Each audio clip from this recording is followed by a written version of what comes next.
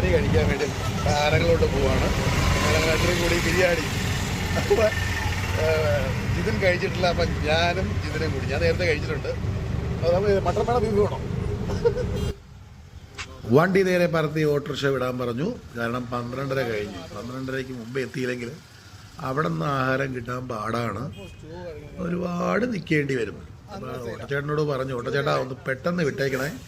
അപ്പോൾ ഞങ്ങൾ ആടിയും പിടിച്ച് നേരെ വന്ന് നോക്കി. ബാക്കിൽ കൂടി ഇങ്ങനെ ഒളിഞ്ഞകത്തോട്ട് നോക്കിയപ്പം അയ്യോ എല്ലാം ചിരിക്കുന്നുണ്ട്. പക്ഷേ ഒരു കാര്യമുണ്ട്, ഇപ്പോഴേ തള്ളു തുടങ്ങി.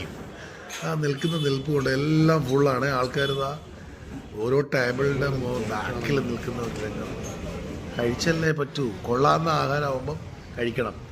ഏതായാലും നമുക്ക് മെനു ഒക്കെ ഒന്ന് നോക്കിക്കളാന്ന് പറഞ്ഞ് മെനുവിനോട്ട് ക്യാമറ ഒക്കെ തിരിച്ചു. നിങ്ങൾക്ക് അത്യാവശ്യം മെനു ഇതിൽ കാണാം.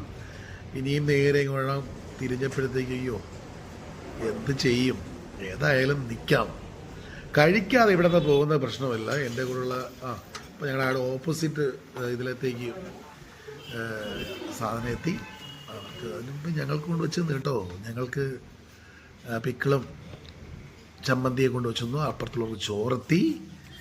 അതിനിടയ്ക്ക് കൂടി ഞങ്ങൾക്ക് വെള്ളമെത്തി. ഞങ്ങൾ വെള്ളം കുടിച്ചുകൊണ്ട് അവിടെ തന്നെ ഇരിപ്പായി. അതിനിടയ്ക്ക് നമ്മുടെ ബിരിയാണി എത്തി കേട്ടോ. ആഹാ, മട്ടൻ ബിരിയാണിയാണെന്ന് പറഞ്ഞാൽ വലിയ കാര്യത്തിലൊക്കെ എടുത്തു നോക്കി. ചോറൊക്കെ ഒക്കെയാണ്. ക്യാമറ ഒരു കൈ കൊണ്ട് പിടിച്ചതിന് ശേഷം എടുത്തു.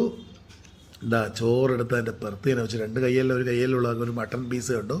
ഒറ്റ പീസേ ഉള്ളായിരുന്നു കേട്ടോ. അത് മാത്രമേ കുഴപ്പമുണ്ടായിരുന്നുള്ളൂ. ഒരു പീസ് കൂടി ആവായിരുന്നു.